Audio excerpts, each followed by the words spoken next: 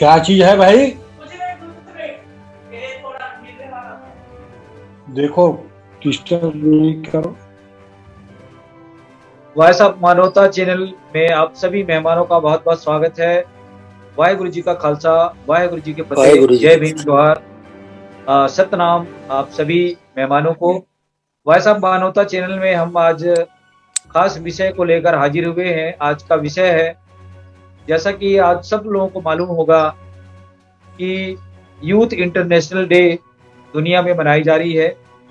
आज का जो दिन है उन युवक युवतियों का, यूथ लोगों का दिन है जिनको सुसंस्कारित, ऊर्जावान और जिस दिशा में जिस देश के युवा चलते हैं उस दिशा का, उस देश का विकास उनके कंधों पर माना जाता है। और युवाओं को समाज का रीढ़ भी कहा जाता है। तो जिस ढंग से भारत में जो हमारे युवाओं की जो आबादी है वो करीब 60 करोड़ है। ये 60 करोड़ की आबादी 25 से 30 साल, 35 साल के बीच में युवा लोग हैं। और मुझे मालूम है जैसा कि ये बेरोजगार हैं और पढ़ लिख करके शिक्षित, संस्कारित युवा लोग हैं। तो हम आज उन युवाओं के नाम आज का दिन करते हैं और उनका ये दिन भी है, यूथ इंटरनेशनल डे हम मना रहे हैं, सेलिब्रेट कर रहे हैं। बहरहाल हमने आज बहुत सारे यूथ लोगों को इनवाइट किया था, लेकिन हमारे साथ एक ही बेटी इनवाइट में जुड़ी हुई है उड़ीसा से। उनका हम बहुत बहुत स्वागत करते हैं, कुमारी रूपसा जी का। हमारे साथ डॉक्टर RI सोनवारी साहब जुड़े हुए हैं धमतरी छत्तीसगढ़ से। ब्रिजन सिंह साहब जुड़े हुए हैं आगरा उत्तर प्रदेश से, उनका बहुत बहुत स्वागत है। रोशनी जी जुड़ी हुई हैं दिल्ली से। अब मुझे लगता है रोशनी जी का आवाज हमारे साथ सुनाई नहीं दे रहा है। रोशनी जी आवाज आ रही है? बहरहाल रोशनी जी आ जाएंगी तो आज का हमारा जो यूथ इंटरनेशनल डे है, इसमें वॉइस ऑफ मानवता चैनल आपके इस यंग और यूथ लोगों की आवाज को लेकर आई हुई है।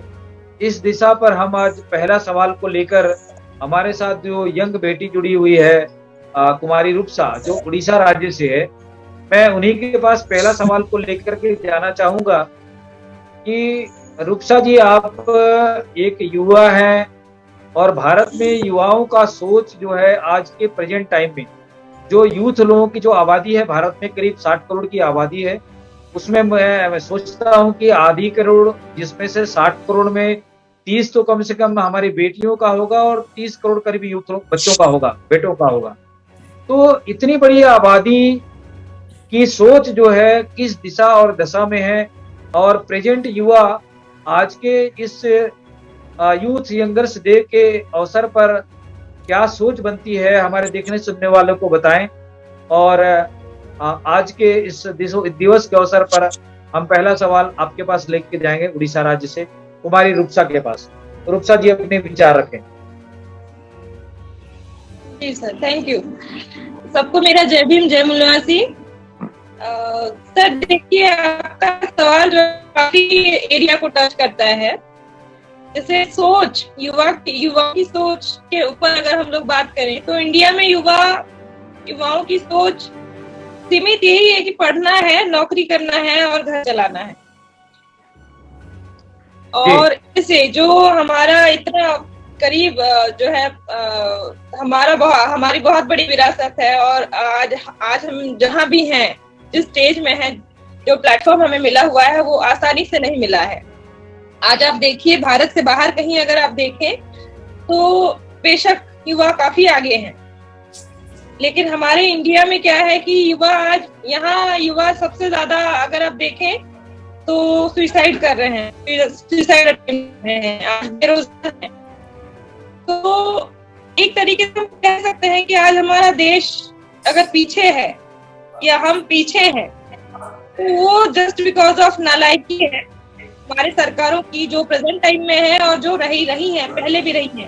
नालायकी है, जो कॉन्स्टिट्यूशन बनाया हुआ है और उसमें जो इम्प्लीमेंटेशन होना चाहिए कॉन्स्टिट्यूशन का, वो नहीं हो रहा है। तो युवाओं को जो चाहिए जैसे इंटरनेशनल है तो हम कैसे मनाएं इसको, मुझे तो समझ में नहीं आया है। इस देश में आप कह रहे हैं 60 करोड़ आबादी है युवाओं की, लेकिन आप देखिए एम्प्लॉयमेंट कितनी है, एम्प्लॉयमेंट कितना परसेंट है क्या उस मतलब वो जो ग्रोथ रेट आप बता रहे हैं तो उस हिसाब से ना तो एम्प्लॉयमेंट है, तो जब एम्प्लॉयमेंट नहीं है तो युवा पहले तो जो है कैसे घर चलाया जाए। इधर माँ बाप खोस रहे हैं कि इतनी ज्यादा जो है आपके ऊपर इतना ज्यादा इन्वेस्ट किया गया, आप एक जॉब नहीं ले पा रहे हो। इवन मैं भी पढ़ी लिखी लड़की हूँ, मुझे भी घर से प्रेशर आता है कि तू कुछ नहीं कमाती है। इसका मतलब सीधा सीधा ये कहना है, हमारे पेरेंट्स हमें कहते हैं कि तुम लोग नालायक हो। तो इसके पीछे सरकार का बहुत बड़ा हाथ है। आज अगर मैं खुश नहीं इस यूथ इंटरनेशनल डे पर, खुश नहीं हूँ बिल्कुल भी, क्योंकि हमें जो एक क्वालिटी लाइफ मिलनी चाहिए हमें नहीं मिल रही है। हमारा एजुकेशन खतरे में है, हमारी पूरी की पूरी लाइफ खतरे में है, हमारा फ्यूचर क्या होने वाला है हम लोग को नहीं पता। और क्योंकि सरकार ने बड़े जो है सोचे समझे तरीके से ये सारी चीजें, मतलब आज सरकार ये तय कर रही है कि यूथ क्या सोचेगा, क्योंकि यूथ अगर खाएगा नहीं, यूथ के पास अगर पहनने को नहीं है, वो अगर जो है मेंटली अगर सेटिस्फाइड नहीं है अपनी लाइफ से, तो वो कभी किसी चीज में तरक्की करने के बारे में सोच नहीं सकता है। वो तो अपने में ही उलझ के रह जाएगा। वही हाल है आज भारत का। जी बहुत शुक्रिया रूपसा जी। रूपसा जी, हम आपके पास फिर से लौटेंगे। हमारा ये पहला सवाल आपके पास था और आपने बहुत खूबसूरती से उसका जवाब दिया है। मैं ब्रिजेंद्र सिंह साहब के पास लौटना चाहूंगा। ब्रिजेंद्र सिंह साहब, अभी उड़ीसा से कुमारी रूपसा जी ने अपने जो विचार रखे और यूथ जनरेशन का, यंग जनरेशन का एक बहुत बड़ा आबादी बेरोजगारी और बेकारी से जूझ रहा है, उसको उन्होंने फोकस करते हुए आज की इस बात को शुरुआत की है। मैं आपके पास लौटना चाहूंगा उसी की हमारी बेटी के इस जवाब और सवाल को लेकर। आप क्या कहना चाहेंगे जो एक बड़ी आबादी का जो आज की सोच है, जो इस परिस्थितियों से वो जूझ रहे हैं?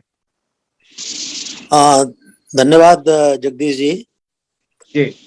आज यूथ दिवस है, तो नौजवानों को अपनी समस्याओं को, और हम जो बुजुर्ग हैं उनको सोचना चाहिए कि क्या उनकी समस्या है। मैं समझता हूं जो रूपसा सिस्टर ने कहा है, एम्प्लॉयमेंट सबसे बड़ी समस्या होती है। बेरोजगार नौजवान, आज जब उन्होंने ये बात कही तो मुझे याद आई, जब मैंने बहुत पहले जब एमए पास किया तो मेरे फादर रिटायर थे और मेरे सामने सबसे बड़ी समस्या रोजगार की थी, और मैं इस काम के लिए निकला घर से। शायद मुझे आज ये लगता है कि अगर 1 साल के अंदर मुझे काम ना मिल गया होता, मुझे नौकरी मिल गई, सर्विस मिल गई सौभाग्य से, तो शायद मैं एबनॉर्मल आदमी हो गया होता। मानसिक रूप से मैं संतुलन अपना मेंटेन नहीं कर सकता था। तो रोजगार हमारे युवा की सबसे बड़ी प्रॉब्लम है। उसका कारण है जो आदमी की बुनियादी समस्याएं हैं, जिनके बिना व्यक्तित्व का विकास नहीं हो सकता, किसी भी युवा का, किसी भी व्यक्ति का विकास नहीं हो सकता। वो है रोटी, कपड़ा, मकान, शिक्षा, चिकित्सा। तो शिक्षा, आप जानते हैं, शिक्षा हमारे देश में वो भी व्यापारियों के हाथ में चली गई है, और महंगाई शिक्षा पर, न्याय पर, स्वास्थ्य पर सबसे ज्यादा बढ़ी हुई है, क्योंकि ये कॉमर्शियल एक्टिविटी हो गई हैं, जबकि ये मानव अधिकार बुनियादी चीज है जिससे कि हमारे युवा वर्ग का विकास नहीं हो सकता। व्यक्तित्व का विकास करना है तो उनको बुनियादी पूर्ति करनी पड़ेगी हमें, अपने सिर्फ युवा की नहीं, अपने सिटीजन्स की। तो आज हमारे युवा के सामने सबसे बड़ी समस्या रोजगार की है। हम जब रोजगार की बात करते हैं तो हमको अपने सामाजिक जो व्यवस्था है उसको नहीं भूलना चाहिए। हमारा जिसे आप हिंदुत्व कहते हैं, वो धर्म कहता है वर्णाश्रम धर्म, उसमें ब्राह्मण, क्षत्रिय, वैश्य, शूद्र होते हैं। तो जो शूद्र और अति शूद्र, यानी जो टॉयलिंग मासेस हैं, जो श्रमजीवी जनता है देश की, वो श्रमजीवी जनता को 2 पार्ट में बांट दिया है। एक आप कारीगर मजदूर कह सकते हैं, दूसरे किसान कह सकते हैं, और ये करीब करीब 90% हैं समाज के। और वो वंचित समाज है ये बेसिकली, जिनके युवा के सामने सबसे बड़ी समस्या रोजगार की समस्या है। क्योंकि वो देखिए व्यापार से भी दूर रखे गए, शिक्षा से दूर रखे गए, संपत्ति से दूर रखे गए। आज संविधान ने जो गारंटी दी थी, जो उम्मीदें हमारे बड़े बड़े लीडर्स ने लगाई थी कि आज सामाजिक न्याय हम देंगे, तो आर्थिक न्याय की तो बात छोड़ दीजिए, वो सामाजिक न्याय में जो बुनियादी जरूरत हम अपने युवा को नहीं दे पाए। तो सबसे बड़ी चीज है हमारे युवा वर्ग को, जो भी उसमें से हम क्वालिटी के लोग पैदा कर सकते हैं। 3 बातें मुख्य चीज होती हैं। एक, जो आदमी की सोच, जो रूपसा ने कहा कि सोच के बारे में भी कहा उन्होंने, बहुत अच्छी बात कही। सोच जो है वो एसेंस है जीवन का, उस आत्मा कह सकते हैं आप, उसे मूल तत्व कह सकते हैं। अगर सोच गड़बड़ है तो सब गड़बड़ हो जाता है किसी भी समाज में। और युवा वर्ग के साथ में सबसे बड़ी विशेषता होती है कि उसकी सोच साइंटिफिक होती है, वो पूर्वाग्रहों से ग्रसित नहीं होता, स्वतंत्र चिंतन की क्षमता उसके अंदर होती है। तो अगर सोच है, विजन जिसे कहते हैं अंग्रेजी में, विजन के बाद दूसरी चीज आती है नॉलेज, ज्ञान। सद्ज्ञान भी हो सकता है, कुज्ञान भी हो सकता है। तो अगर विजन सही है तो ज्ञान सद्ज्ञान होगा, और जब सद्ज्ञान होगा तो तीसरी बात है आचरण की, कैरेक्टर की। जब ये तीनों चीजें मिलती हैं तो समाज का, व्यक्ति का, युवा का विकास होता है, और सही मायने में एक विकसित व्यक्तित्व उसे कह सकते हैं आप। तो आज हमारे युवा वर्ग को, खासतौर से जो किसान हैं, मजदूर हैं, जिनमें बुरी तरह से कोरोना की वजह से और भी ज्यादा पहले ही हालत बहुत खराब थी, बेरोजगारी, गरीबी, अशिक्षा, भुखमरी, हर तरह की बीमारियों से ये समाज ग्रसित है। और जो रूलिंग क्लास है वो ये समझता है कि ये ब्रह्मा जी ने, ईश्वर ने इनको पुराने पाप कर्मों का दंड दे रहा है। वो ये नहीं मानता कि इस व्यवस्था के कारण, ये दुर्गति जो है, इस व्यवस्था के जो मनुष्य ने बनाई है, उसको व्यवस्था के कारण उनकी हालत ऐसी है। वो ये समझते हैं कि ईश्वर ने ये व्यवस्था की है और इन्होंने कोई बड़े पाप कर्म किए होंगे।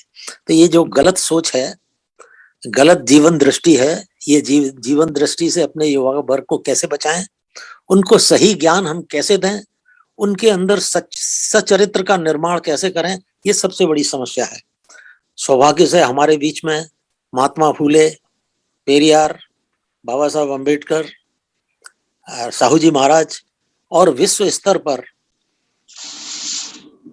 समतावादी महान बड़ी बड़ी परंपराएं हुई हैं, क्रांतियां हुई हैं। उनसे हमें सबक लेना चाहिए, चाहे वो माओ सेतुंग हो, चाहे वो कार्ल मार्क्स हो, चाहे वो बाबा साहब अम्बेडकर हो, कभी युवा वर्ग में ही थे और युवा से उन्हें सही प्रेरणा मिल गई इस उम्र पे। अगर इस उम्र पे सही प्रेरणा मिल जाए तो इसी में से महान लीडर निकलते हैं। तो मैं बस इतना ही कहूंगा कि हमारी सबसे बड़ी जिम्मेदारी अपने बच्चों के रोजगार देखने की है, और रोजगार काफी नहीं है, पेट की इंतजाम जरूर हो जाए, भूख मिटे हमारी जरूरी है, लेकिन उससे ज्यादा हमें सही जीवन दृष्टि मिले। जब सही जीवन दृष्टि मिले, सद्ज्ञान मिले, तो हमारा सदाचार बढ़ेगा, और आचरण जब शुद्ध होगा तो ऐसी कौम को कोई फिर दबा नहीं सकता। तो मेरी शुभकामनाएं आज खासतौर से नौजवानों की, और बस इतना ही मैं कहना चाह रहा था।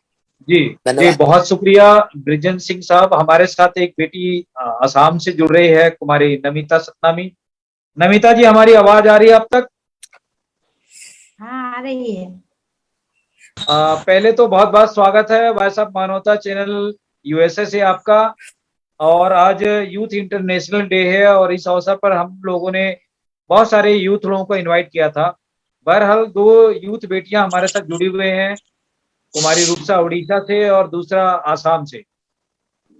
तो मैं दूसरा सवाल को लेकर नमिता के पास जाना चाहूंगा कि नमिता, जो यंग जनरेशन है, यूथ जनरेशन है, वो आज की परिस्थितियों पे क्या सोचते हैं, और भारत के जो नौजवान पीढ़ी को, हमारा जो नौजवान यूथ विंग है, जिसके अंदर में एक एनर्जी है, एक पावर है, वो किस दिशा की ओर जाने की और समाज को ले जाने की सोचता है, इस पर अपने विचार रखें। आसाम से कुमारी नमिता। सर, मैं तो पहले एक बात बोलूंगी, इस विषय में आप लोग थोड़ा सा चर्चा कर ले, उसके बाद मैं बोलती हूँ। चलो ठीक है, ठीक है, हम आपके पास दोबारा लौटेंगे। मैं डॉक्टर आर.आई. सोनवानी के पास जाना चाहूंगा। डॉक्टर साहब, अपनी आवाज को म्यूट करें। जी, डॉक्टर साहब हमें सुन रहे हैं? जी सुन रहा हूँ, मेरी आवाज जा रही है आप तक?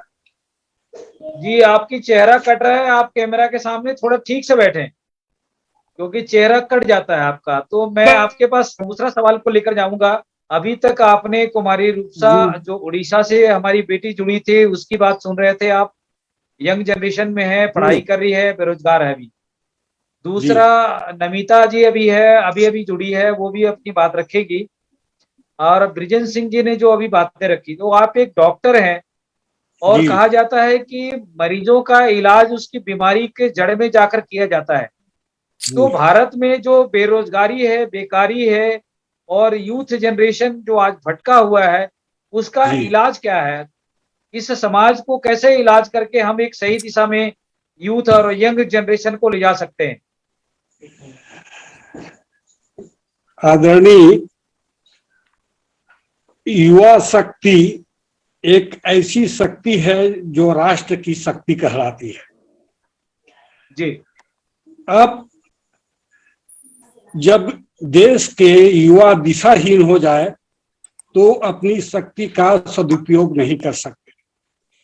आज के इस यूथ इंटरनेशनल डे पर यह कहना चाहूंगा, भारत के युवाओं को भली भांति वो है भारत के संविधान का अच्छी तरह से अध्ययन कर ले।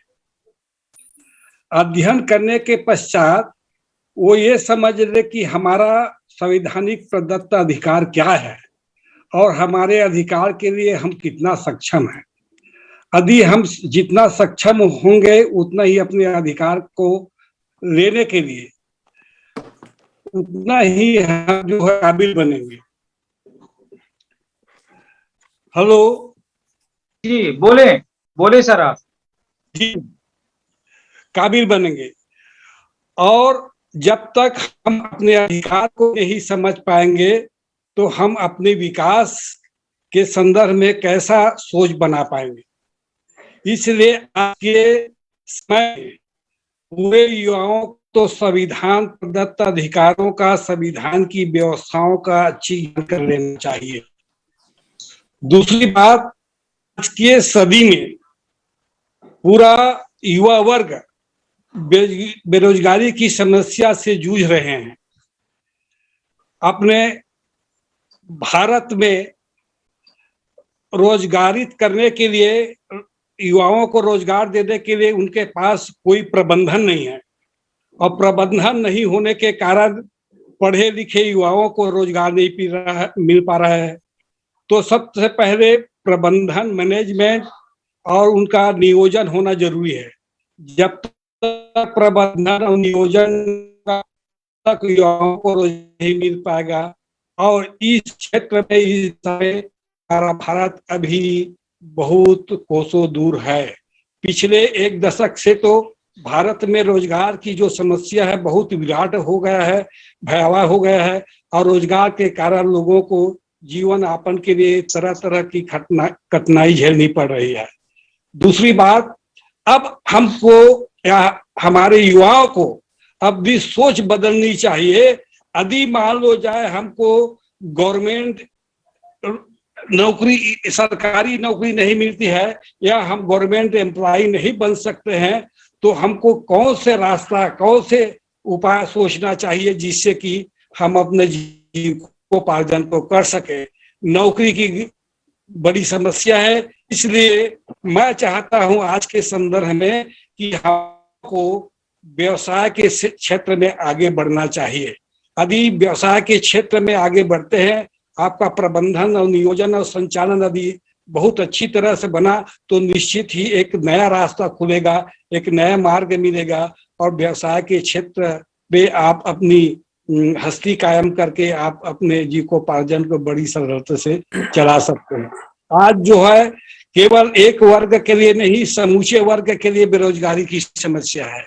इस आज के संदर्भ में मैं कहना चाहूंगा कि व्यवसाय एवं छोटे बड़े उद्योग या धंधे की ओर भी हमारा रुझान बढ़ना चाहिए और रुझान बढ़ने से, सोच बनने से हम अपना रास्ता खुद चुनने के लिए जो है एक अच्छा विचार रखना चाहिए, ताकि हमारा जो हम रास्ता चुन रहे हैं, जो रास्ता तय कर रहे हैं, बनाना चाह रहे हैं, उससे हमको हमारे जीविकोपार्जन का जो है एक नया आयाम स्थापित हो जाए, एक नया तो काफी कोई जी डॉक्टर साहब बोले, आप विचार रखें। जी, तो रोजगार के केवल एक ही टारगेट नहीं रखना चाहिए अपने को, केवल हमको रोजगार मिलना चाहिए। आज रोजगार की बड़ी दिक्कत है, इसलिए छोटे बड़े व्यवसाय करने के लिए भी मैं आज के युवाओं को मैं आह्वान करना चाहता हूँ, उसे अपील। ऐसे तो की ओर से व्यवसाय करने के लिए, धंधे करने के लिए कई तरह की योजनाएं शुरू की है। इन बच्चों को, युवाओं को बड़ी इस योजनाओं को समझकर शासन से इस योजनाओं का लाभ लेना चाहिए अपने शक्ति और अपने हस्ती के आधार पर, और अपने युवाओं को जो है रोजगार के क्षेत्र में, व्यवसाय के क्षेत्र में, छोटे बड़े धंधा के क्षेत्र में बढ़ना चाहिए। ये भी कहना चाहूंगा कि मान लो जाए हम व्यवसाय नहीं कर सकते हैं, नौकरी नहीं करते हैं, नौकरी नहीं कर सकती है, तो हम अपने आधुनिक तकनीकी से कृषि के क्षेत्र में भी आए, नवीन तकनीकी से उत्पादन के क्षेत्र में, और उसको एक व्यवसाय का रूप दे, एक धंधे का रूप दे, और अधिक से अधिक उत्पादन करके, बहुत फसली उत्पादन करके अपने आर्थिक स्थिति को सक्षम बनाए, सुदृढ़ बनाए, ताकि जो है परिवार, घर परिवार का जिंदगी खुशहाल से चल सके। तो जीवन के कोई भी क्षेत्र बेकार नहीं होता। कृषि के क्षेत्र में आगे बढ़ना चाहिए, व्यवसाय के क्षेत्र में आगे बढ़ना चाहिए, छोटे मोटे धंधे के क्षेत्र में आगे बढ़ना चाहिए। आज हर क्षेत्र में, अलग अलग क्षेत्र में भी आगे बढ़ने के लिए कोशिश करनी चाहिए, प्रयास करना चाहिए, और एक नए सोच के साथ अपने लाइफ को इस्टेब्लिश करने की कोशिश करना चाहिए। ये मेरा विचार है, ये मेरा कहना है, क्योंकि नौकरी या रोजगार के भरोसे भटक जाएगा, लेकिन वो जो है अपने लाइफ को सेटलमेंट नहीं कर पाएगा। इतना कहना था। जी बहुत शुक्रिया डॉक्टर साहब, आपने विस्तार से हमारे यूथ जनरेशन को आज के इस अवसर पर अपने विचार व्यक्त किए। हमारे साथ अमेरिका से जसबीर भाटिया साहब जुड़े हैं। भाटिया साहब, बहुत बहुत स्वागत है। वाहेगुरु जी का खालसा, वाहेगुरु जी की फतेह। सर, आज यूथ इंटरनेशनल डे हम लोग सेलिब्रेट कर रहे हैं पूरी दुनिया में, और हमारे साथ हम लोगों ने तो बहुत सारे बेटियों को इनवाइट किया था। बहरहाल 2 राज्य से हमारी यंग जनरेशन की बेटियां जुड़ी हुई है, एक आसाम से, दूसरा कुमारी रूपसा। तो आज के इस अवसर पर हमारे यूथ जनरेशन को, आप एक वैश्विक देश में रहते हैं, और जो आज भारत में सबसे बड़ी यूथ जनरेशन की जो पॉपुलेशन है वो 60 करोड़ की आबादी है, और ये सभी बेरोजगारी और बेकारी में जूझ रहे हैं। इनके पास आज एक इंटेंशन का समय है, जो एक बहुत बड़ी समस्या है हमारी यूथ जनरेशन को। तो ऐसे यूथ जनरेशन को यूथ इंटरनेशनल डे पे क्या संदेश देना चाहेंगे? जसबीर भाटिया साहब, अपने विचार रखें। मैं दरअसल अभी जुड़ा हूँ, और मैं चाहता हूँ कि पहले मैं आपसे कुछ सुनूं।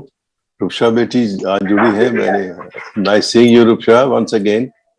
और आपसे अभी नमिता और आप रोशनी पेगवाल भी हैं। तो मैं चाहता हूँ, मुझे थोड़ा सा समय दीजिए, मैं आपकी बातों को सुनना चाहता हूँ। पहले अभी हमने डॉक्टर साहब को सुना, बड़े अच्छे विचार हैं। दरअसल जो भी उन्होंने विचार कहे हैं वो विचार मेरे दिल के साझे हैं। मैंने आप इसी बारे में पहले भी कहा था, और उन्होंने इन बातों की पुष्टि की है। तो फिर मैं बात करूंगा। आप आगे चलिए। मैं बच्चों से बहुत शुक्रिया भाटिया साहब। हम आपसे, आपकी बिटिया को भी हम इनवाइट करने का भी आपको मैसेज किया था। बहरहाल आज के यंग जनरेशन पे उनको भी आना था, हमने ऐसा निवेदन किया था। बहरहाल अगर ठीक है, अगर वो घर में है तो थोड़ी देर उनकी भी 2-4 मिनट ओपिनियन हम सुन लेते। मैं रोशनी मैंने- मेघवाल जी के पास जाना चाहूंगा। रोशनी जी, आप जी। मैंने उनको मैसेज भेजा है, घर में जी। तो नहीं होती, मैं तो फ्लोरिडा में हूँ, वो कैलिफोर्निया में है, यहाँ 3 घंटे का समय का डिफरेंस है, तो वहां भी जी, जी, सिर्फ जी। 8 बजे हैं, उनकी जॉब भी अपनी शुरू हो गई होगी। तो मैंने अच्छा जी। मैसेज तो भेजा है, और मैंने जी। कहा है कि कुछ भी थोड़ा टाइम मिले तो ज्वाइन कर लेना। तो जी। देखते हैं अगर उनको समय मिला।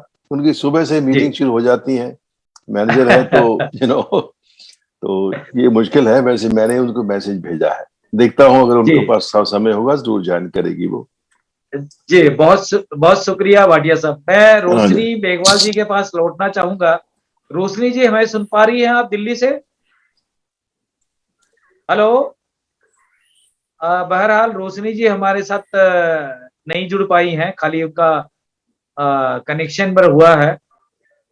मैं दूसरी तरफ से मैं आसाम राज्य की ओर हमारे दर्शकों को ले जाना चाहूंगा।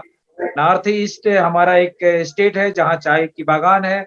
वहां तमाम दुनिया के लोग आसाम में रहते हैं और अपने जीवन यापन करते हैं। एक सुंदर देश है आसाम। वहां से हमारी बेटी जुड़ी हुई है, नमिता। नमिता, अभी हमारे सभी मेहमानों की बातों को आप सुन रही थी, और आज यूथ, यंग जनरेशन की बातें हो रही है। तो आप यंग जनरेशन की एक बेटी हैं, तो आज हमारे देखने सुनने वालों को, न्यू जनरेशन को, यंग को क्या संदेश देना चाहेंगे आसाम से, और क्या सोचती हैं, बताएं। सर पहली बात तो मैं सबको मेरा जय आय अखम, जो सब जी। सुन रहे हैं आज। तो पहली बात, हम यूथ जनरेशन को पहले तो हम लोगों को पढ़ाई में ध्यान देना है, ताकि हम आगे चल के हम अपने लिए या दूसरों के लिए कुछ कर सकें। जो डॉक्टर सोनवानी सर ने बोला है, एक तो हमें जॉब में इतना अगर मिलता है तो ठीक है, अगर नहीं मिलता है तो उसके लिए हमें कुछ अलग सा करना चाहिए, ताकि बाद में हमें पछताना ना पड़े। हमें खाली बैठना नहीं चाहिए, एक तो हमें कुछ ना कुछ जरूर करना चाहिए। किसी के ऊपर में डिपेंड होने से मतलब कभी होना नहीं चाहिए। हेलो सर, सुन रहे जी, हैं? सुन रहे हैं, आप बोले, अपने विचार रखें। तो पहली बात, हम किसी के ऊपर में डिपेंड होना नहीं चाहिए, उसके लिए हमें कुछ करना चाहिए। सर ने जो बोला है कि हम कुछ बिजनेस करें, कुछ अपना काम स्टार्ट करें, मैं सर की बात से बहुत सहमत हूँ। लेकिन फिर भी हम इस बात का भी ध्यान रखना चाहिए कि हमें थोड़ा बहुत जॉब में भी ध्यान देना चाहिए, ताकि हम कुछ कर सकें, उसमें भी ट्राई कर सकें, कुछ जो भी नया आता है हमें उसमें फोकस कर सकें। जी, बहुत शुक्रिया नमिता जी। हम आपके पास फिर से दोबारा सवाल के लिए लौटेंगे। कुमारी रूपसा जी, हमें आप सुन पा रही हैं उड़ीसा से? हेलो। जी सर। जी जी। रूपसा जी, जैसा कि अभी नमिता जी ने कहा आसाम से, कि अगर नौकरी मिलता है तो ठीक है, अगर नौकरी नहीं मिली, उस परिस्थितियों में हमारे यंग जनरेशन को, युवा बेटियों को, बेटों को क्या कुछ करना चाहिए? जैसा कि हमारे सीनियर डॉक्टर आर.आई. सोनवानी ने अभी कहा कि आत्मनिर्भरता के रूप में छोटे छोटे रोजगार और ऐसे उद्योग व्यवसाय करने चाहिए। तो इस संदर्भ में आपका क्या ख्याल है? देखिए रूपसा। सर, ये कहना है, ठीक है, ये जो आज जो कहने लायक जो हमारे पास, बुरा मत मानिएगा हमारे गेस्ट लोगों को, मैं पहले से ही जो है रिक्वेस्ट कर रही हूँ। आज आप जिस स्टेज पर खड़े होकर के कह रहे हैं कि युवाओं ने ये करना चाहिए, वो करना चाहिए, जो है बिजनेस करना चाहिए, बहुत अच्छी बात है। ये बहुत अच्छी शुरुआत होगी अगर भारत का युवा बिजनेस में जाएगा। पर मुझे बताइए, बिजनेस ऐसे तो नहीं हो जाता है। सरकार से हम उम्मीद नहीं लगाएंगे। हम एक ऑर्गेनाइजेशन में रहते हैं, स्टेट्स के ऑर्गेनाइजेशन में रहते हैं, जैसे हम एक फैमिली में रहते हैं, तो उस फैमिली का अपना बजट होता है, उस फैमिली में हमारे सबके काम होते हैं, सबकी ड्यूटीज होती हैं। अगर हमें मिलता है, हम कुछ गेन करते हैं, तो हमें उसके लिए कुछ पे भी करना पड़ता है। तो उसी तरीके से हम एक देश में रहते हैं, हम उस देश का जो है, हम उस देश की हर चीज में सरकार का सहयोग करते हैं।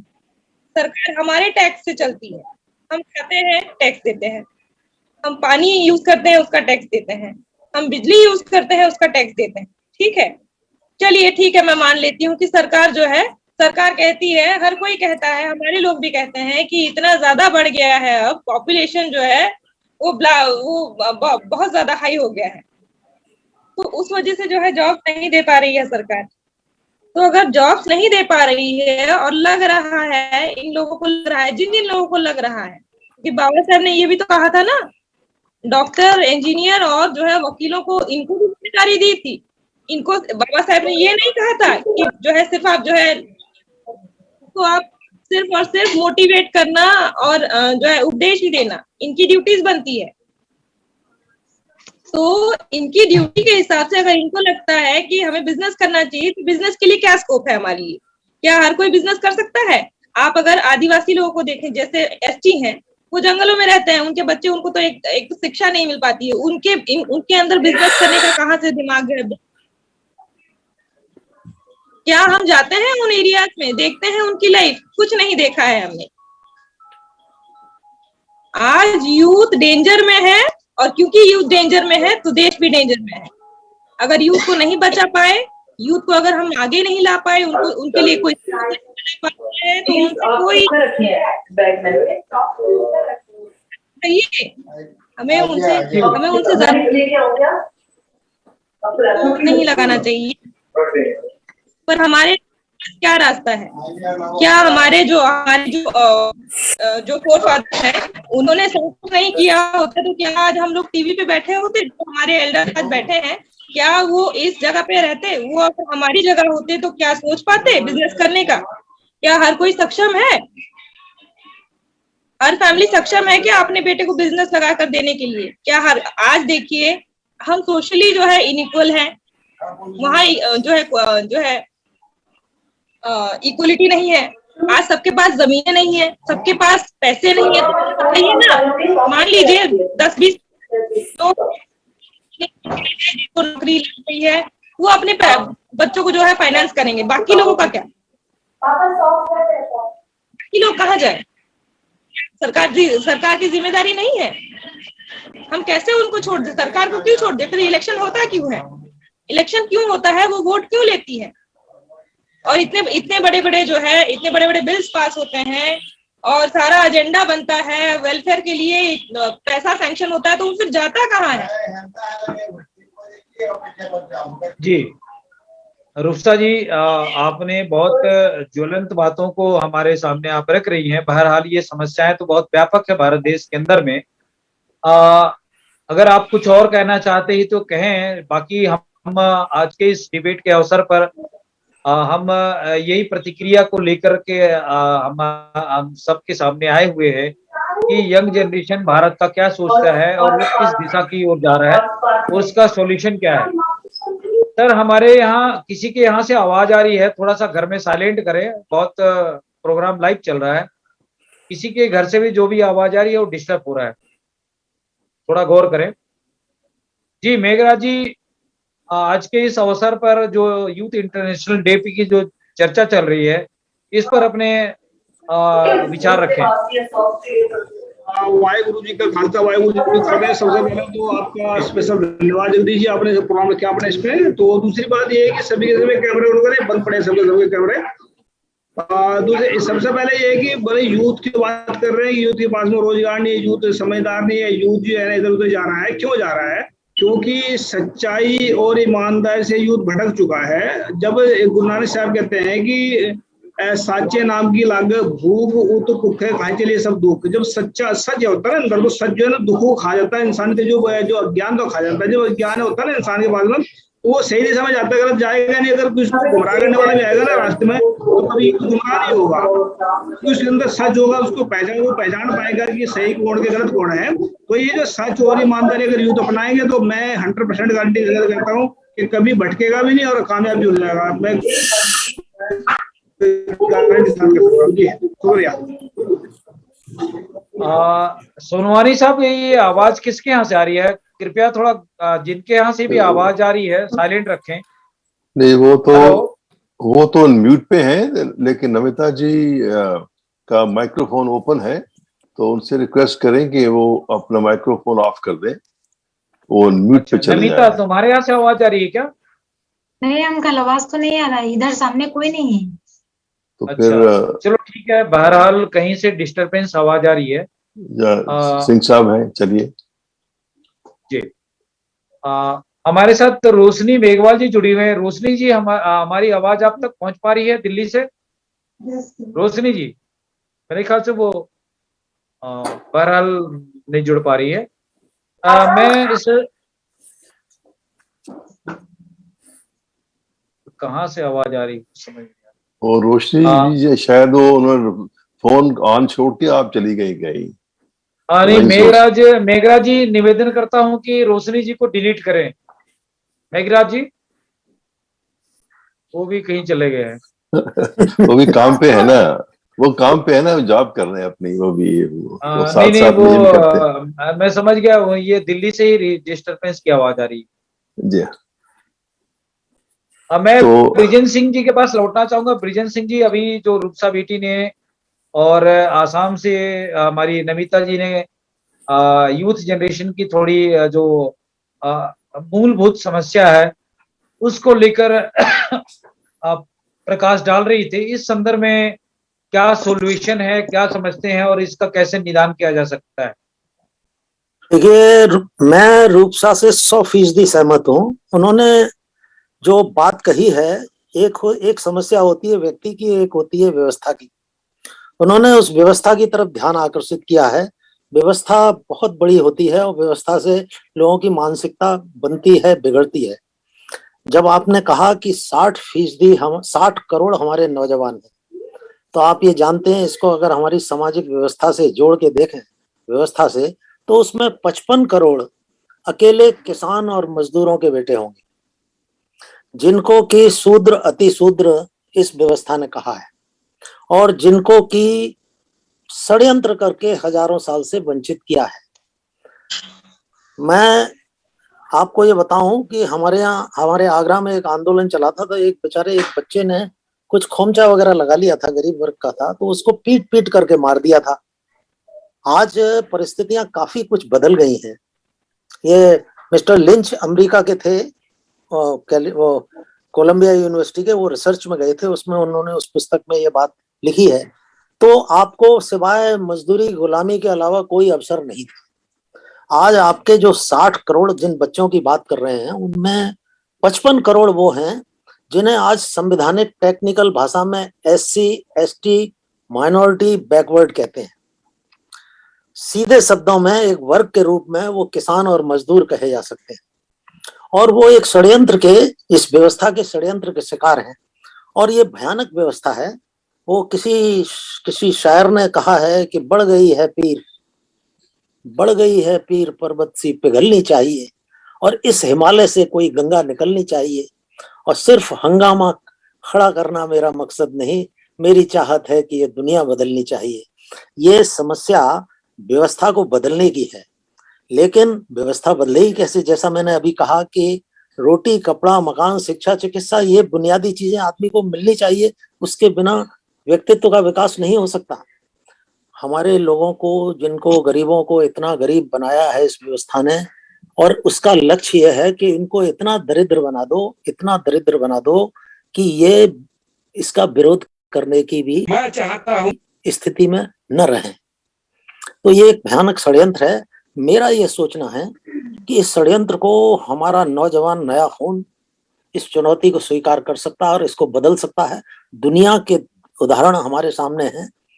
ये जो बातें आप बता रहे हैं, छोटी मोटी समस्याएं, कोई बिजनेस करे कोई, ये बात सही है, सब सरकारी नौकरी में नहीं आ सकते, कुछ ना कुछ काम करना पड़ेगा। लेकिन ये जो व्यवस्था है, ये जानबूझ करके अवसरों से वंचित करती है। इसके बारे में क्या सोचा जाना चाहिए। मैं कोई उपदेश देने नहीं आया हूं, ना मेरा कोई ये मकसद है। मैंने एक बात अभी आपको बताई थी, 3 बातें: विजन, नॉलेज, कैरेक्टर। ये मास्टर की हैं व्यवस्था को भी बदलने की और व्यक्ति को भी बदलने की। हमारे युवा वर्ग को सही सोच कैसे मिलेगी? हमारे आंदोलन चल रहे हैं। 1848 में महात्मा फूले ने जिस आंदोलन को शुरू किया था, उसने कितने बड़े परिवर्तन आज तक हो चुके हैं। बाबा साहब अम्बेडकर हैं, महात्मा साहू जी महाराज हैं, पेरियार हैं। विश्व स्तर पर हमारे सामने लेनिन और स्टालिन और माओ से तुंग जैसे महान व्यक्तित्व हैं जिन्होंने की पूरी क्रांति करके दुनिया को बदला है। हम ये कैसे मान लें कि हमारे पास, हमारे नौजवानों में ऐसी क्रांतिकारी व्यक्तित्व नहीं है? हमको चाहिए, हमारा जो बुजुर्ग वर्ग है, बड़ा वर्ग है, उनको ऐसी अवसर उपलब्ध कराने चाहिए अपने नौजवानों को। देखिए, व्यक्तित्व के फैसेट्स होते हैं, फिजिकल, इंटेलेक्चुअल, एथिकल और एस्थेटिक। तो भाई बुनियादी हमारी जरूरत पूरी नहीं होगी, ना हमारा इंटेलेक्चुअल विकास हो सकता, ना हमारा फिजिकल विकास हो सकता। हम संघर्षों से गुजर के आए हैं, हमको ये मालूम है। हमारा, जब मैं जैसा बता रहा था कि मुझे अगर 1 साल में नौकरी न मिली होती पढ़ाई लिखाई खत्म करके, तो मैं एक एबनॉर्मल आदमी हो गया होता। उस दुख दर्द से मैं गुजरा हूं, तो मैं समझता हूं कि गरीब परिवारों के बच्चे, उनके सामने क्या क्या समस्याएं होती हैं। तो हमारा मकसद सिर्फ उपदेश देना ऐसे मौके पे नहीं है, उन हालात को पैदा करना है। और हमारे बीच में, जैसा कि मैं अक्सर कहता हूं कि ब्रेन 1 किलो है अगर बॉडी 1 क्विंटल है, तो हमें उन सोच विचारशील युवकों की चिंता करनी चाहिए जो सिर्फ 1 किलो की चिंता करनी है और ये 99 किलो को बदल देंगे। और इस कार्य में हमें सहयोग करना चाहिए। धन्यवाद जी, बहुत शुक्रिया ब्रिजेन सिंह साहब, आपने बहुत ही अच्छे विचारों के साथ हमारे यूथ जनरेशन को संदेश दिया। मैं महात्मा फुले की एक उस वाक्य को दोहराना चाहूंगा। उन्होंने अपने जीवन काल में कहा था कि मति बिना गति गई और गति बिना वित्त गया और वित्त के बिना सब कुछ गया। तो जिस ढंग से महात्मा फुले की जो सोच रही है और उनकी जो सोच उस जमाने में जो कही गई थी, वो आज की परिस्थितियों में बिल्कुल सही निरूपित हो रहा है, मुझे ऐसा लगता है।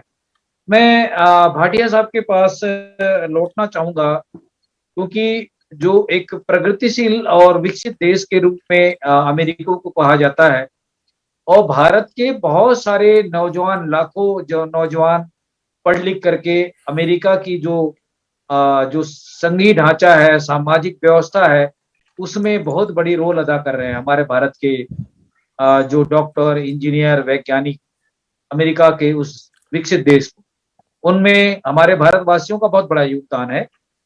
तो भारत के लोगों के पास में टैलेंट की कोई कमी नहीं है, पढ़े लिखे लोगों की कोई कमी नहीं है, लेकिन भारत की जो सरकार है वो हमारे भारत के युवा बेरोजगारों को, शिक्षित लोगों की मनः स्थिति को कहीं न कहीं सोचने में, समझने में, उनको दिशा देने में नाकाम साबित हुई है, ऐसा मुझे लगता है।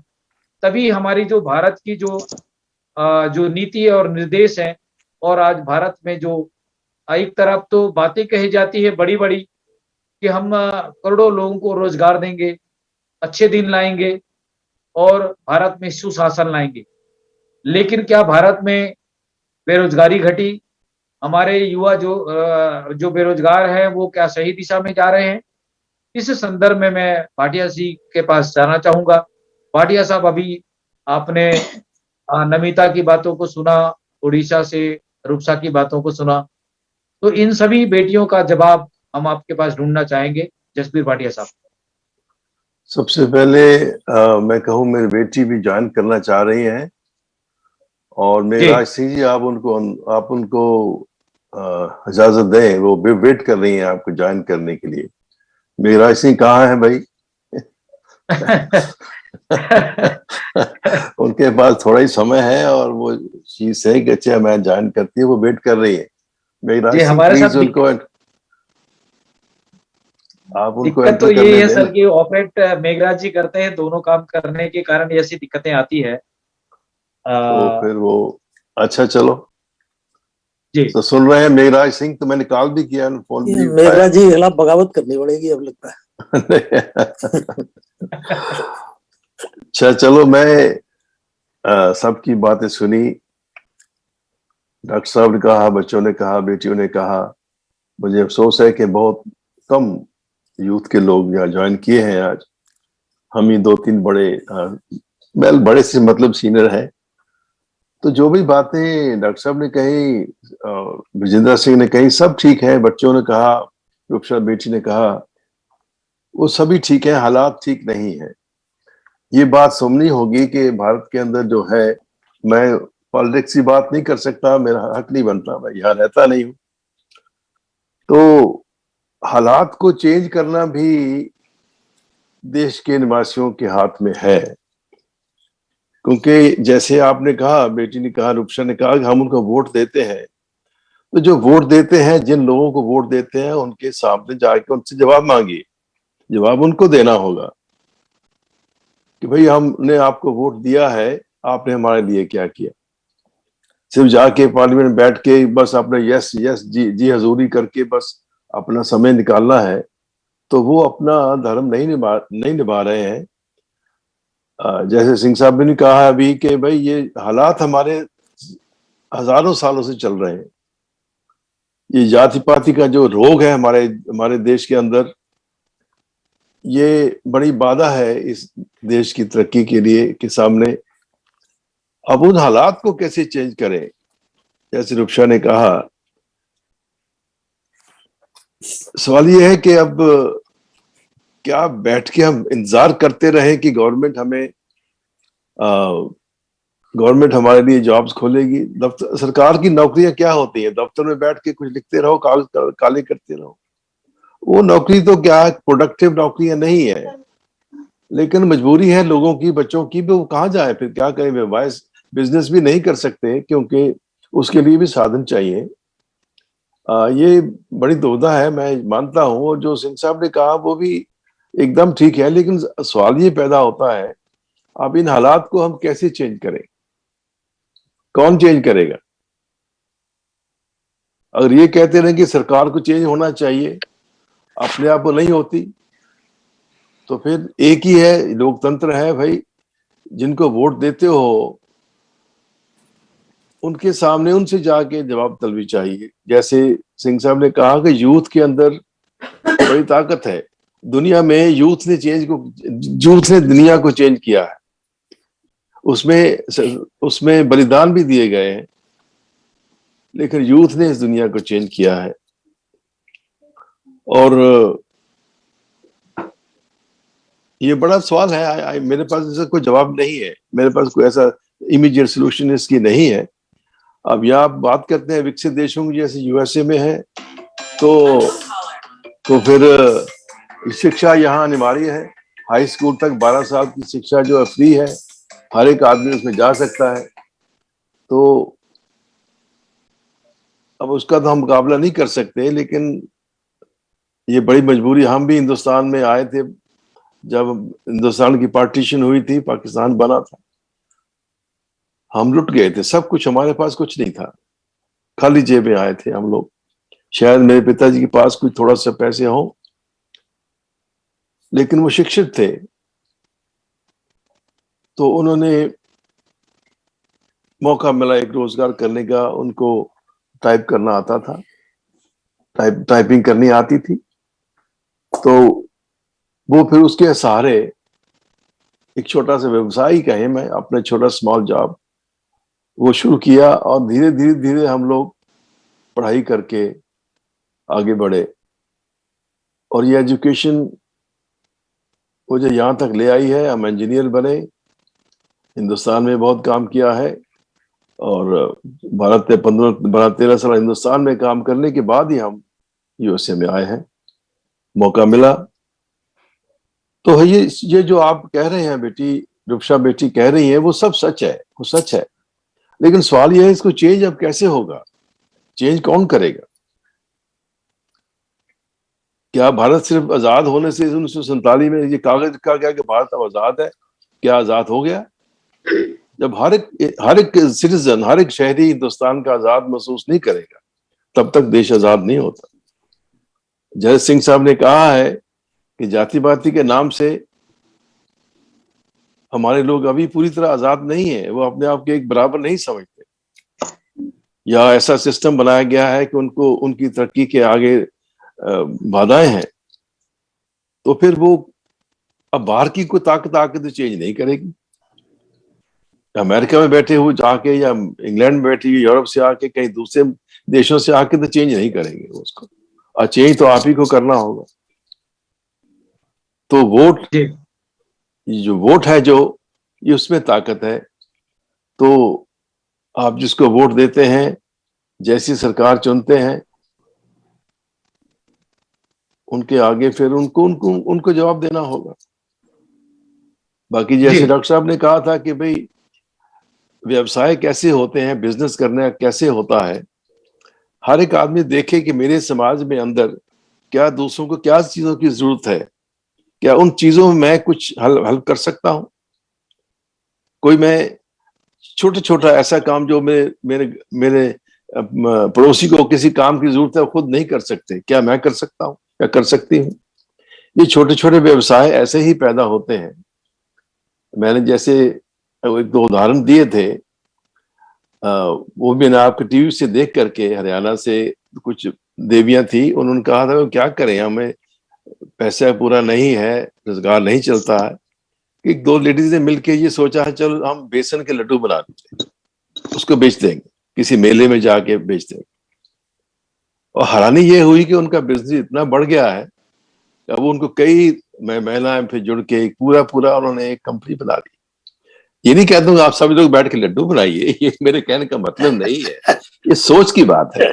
सोच के अगर हम पूरे दिमाग से सोचें भाई क्या मैं अपने समाज के लिए जहां मैं रहता हूं या रहती हूँ, वहां लोगों की क्या क्या जरूरतें हैं, क्या उन जरूरतों में मैं कुछ ऐसी जरूरत है जो उनको मिल नहीं रही है, क्या उससे मैं कुछ अपना क्रिएट कर सकता हूँ। यूएसए में इनको मॉम एंड पॉप स्टोर्स कहते हैं। छोटे छोटे पिता पुत्र मिलके, बाप बेटी मिलके एक छोटे छोटे व्यवसाय शुरू कर लेते हैं। तो गवर्नमेंट भी हेल्प करती है अगर पैसे की जरूरत हो, लेकिन कई बार पैसे की जरूरत भी नहीं होती, सिर्फ आपके ज्ञान की जरूरत होती है। आप सोच, हाँ ये मैं इसकी हेल्प कर सकता हूँ, ये काम मैं कर सकता हूँ, क्या कर सकती हूँ। और जैसे बच्चे हैं, अगर आप कोई शिक्षित हैं तो अगर 4, 6, 8 क्लास भी पढ़े हैं, तो अपने समाज में जो बच्चों को शिक्षा नहीं मिल रही है, क्या आप उनको ट्यूशन दे सकते हैं, उनको पढ़ा सकते हैं अपने घर में 4, 6 बच्चों को लेके, थोड़े थोड़े पैसे लेके या थोड़ी सी फीस लेके, या उनको स्कूल में जगह नहीं मिल रही। मैं एक उदाहरण दे रहा हूँ, ये नहीं कि मैं कहता हूँ आप यही करो, मेरा मतलब ये सोचने की बात है। आप अपने ही समाज में बैठ के खोजो, सोचो मैं क्या कर सकता हूँ जिससे मेरे समाज को फायदा हो, जिसमें मेरा अपना भी भला हो सके, दूसरों का भी भला हो सके। तो ये छोटे व्यवसाय की बात डॉक्टर साहब ने कही है, और ये मैं पहले भी कह चुका हूँ। तो समस्या बड़ी है, मैं मानता हूँ आपकी बात जो बच्चों ने कहा है, लेकिन आत्मनिर्भरता के ऊपर भी करना पड़ेगा। और जो हमारे हालात हैं उनको चेंज करना भी हमारी ही जिम्मेदारी है, आपकी ही जिम्मेदारी है, कि बाहर के आके कुछ चेंज नहीं कर पाए। अब मेरी बेटी भी जुड़ी हुई है, अगर आप उनको बुलाना चाहें तो। बिल्कुल बिल्कुल। मैं हरबीर भाटिया जी का स्वागत करता हूँ वॉइस ऑफ मानवता चैनल में। हरबीर जी बहुत स्वागत है इस प्रोग्राम में, वॉइस ऑफ मानवता चैनल पे। आज यूथ यंगर्स डे हम लोग सेलिब्रेट कर रहे हैं। इस संदर्भ में हमारे भारत के जो यंग जनरेशन को क्या संदेश देना चाहेंगे हरबीर जी? जी ठीक है, मैं कोशिश करती हूँ, मेरी हिंदी थोड़ी टूटी फूटी हो सकती है, सो माफी मांगती हूँ। First of all hello to everyone, बहुत अच्छा लगा कि आप ऐसा प्रोग्राम कर रहे हैं। ये तो बहुत ही बड़ी जरूरत है कि हमको यूथ को साथ साथ में लेके जाना है। खाली मैं एक चीज कह सकती हूँ कि आप किसी के लिए वेट ना करें कोई चीज के लिए। कोई भी आइडिया आए आप उसके पीछे पड़े, कोशिश करें। आजकल मैं जैसे पापा ने बोला था कि हम सारे इंडिया छोड़ के यहाँ पर आए थे, पर उनके हालात वहां पर थोड़े अलग थे उस वक्त, तो हमको छोड़ना पड़ा, पर मेरा दिल वहां पर। तो और मैं कह सकती हूँ कि इंडिया में इतनी क्रिएटिविटी है, इतनी एंटरप्रेन्योरशिप है, वो कहीं और पता नहीं है दुनिया में। तो ये बात बहुत इम्पोर्टेंट है कि हमारे यूथ को ये चीज याद रखनी चाहिए कि जितना मेंटल पावर और क्रिएटिव पावर और ये जो इंडिया में कहते हैं ना जुगाड़ से। हेलो जी बोले। अच्छा, पता नहीं बोले, सुनाई दे रहा है। अच्छा, बहुत आवाज आई थी। सो तो ये जो हम कहते हैं ना कि ये हेलो आप बोले हरवीर जी, यहाँ से कुछ परिवार से आवाज आ रही, पता नहीं कहाँ से आवाज आ रही, मेरे को समझ में नहीं आ रही। लेकिन हरवीर आवाज जी साफ अपनी बात सुनाई दे रखें। रही है अरविंद जी। नहीं, वो ना मुझे फिर थोड़ा इंटरफेरेंस आ रही थी, सॉरी। नहीं, तो आपकी आवाज साफ आ रही है। ठीक है जी। तो मैं क्या कह रही थी कि हम सारे यहाँ पर एक लफ्ज यूज करते हैं कि जुगाड़ है, जुगाड़ कर लेंगे। तो उसका मतलब है कि हमारे ये ना जो नेचर है ना कि ये जुगाड़ निकाल लेंगे, ये जुगाड़ कर लेंगे, जुगाड़ से कर लिया, ये जो माइंडसेट है ना ये प्रॉब्लम सॉल्विंग का, ये इंडिया में बहुत पावरफुल है। तो जैसे पापा ने बोला कि आप कोई चीज के लिए वेट ना करें, तो जब कुछ आइडिया आया है उसके पीछे पड़े, कोई प्रॉब्लम नहीं है कि आप सक्सीड किया कि नहीं आपने सक्सीड किया, वो चीजें वो एंड वाली बात है। वो जो जर्नी है ना वो बहुत इंपॉर्टेंट बात है। तो जैसे हम सिलिकॉन वैली रहते हैं, अब यहाँ पर सिलिकॉन वैली में फेलियर को अप्रिशिएट करते हैं इन द सेंस कि आपने कोशिश की, आप आगे नहीं बढ़े, कोई प्रॉब्लम नहीं, पर जब आपने कोशिश की है ना उसके लिए यहाँ पर लोग आपको कहते हैं कि शाबाश शाबाश, बिकॉज वो इनका आइडिया है कि आप चीजों को उनकी खोज करते रहते हैं, कोशिश करते रहते हैं। जैसे ने बोला कि टॉमस जेफरसन ने कि पता नहीं 99 कहते हैं कि 99 टाइम्स वो उन्हें 100 बारी की होगी कोशिश अपना ये लाइट बल्ब बनाने के लिए, पर लाइट बल्ब 99 बारी उनको ये समझ आए कि ये चीजें नहीं काम करती, पर एक बारी काम कर लिया उस चीज ने। तो उसका मतलब है उसको ये भी सीख लिया कि ये चीजें 99 टाइम्स उन्हें कोशिश की, वो नहीं करी ना, वो भी सीख लिया कि ये चीजें काम नहीं करती। तो आप में ये खाली ये बोल सकती हूँ कि आप किसी चीज का ना वेट ना करें। मैंने देखा है कि हमारे जो अमेरिका में भी बच्चे हैं यहाँ पर या हमारे यूथ हैं, वो आधे तो काम नहीं करना चाहते और दूसरे करना चाहते हैं कि सब कुछ उनको प्लेट पे दिया जाए, पर जिनको ये आइडिया समझ आ गया ना वो कोशिश करते रहते हैं।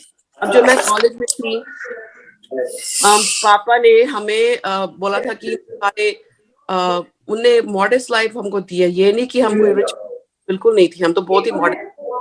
तो मैंने 3 जॉब्स मैं करती थी क्योंकि मुझे मजा आता था कि जॉब्स करने में। तो मैं 3 जॉब्स करती थी, साथ साथ में मैंने अपने क्लासेस का भी फीस भी पे की है। ये नहीं कि मैंने सारा कुछ अपने आप किया था, पापा ने सब कुछ करवाया पीछे से।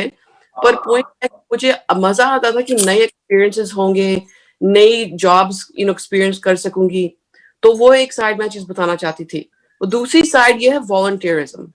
वॉलंटियरिज्म में 2 बहुत अच्छी चीजें निकलती हैं। एक ये है कि आप नए एक्सपीरियंसेस मिलते हैं, जैसे मेरी तो डिग्री इंजीनियरिंग में है, पर मैंने इतनी वॉलंटियरिंग की है कि मैंने ज्यादा काम वॉलंटियर में किया है और इतना सीखा है उसके साथ।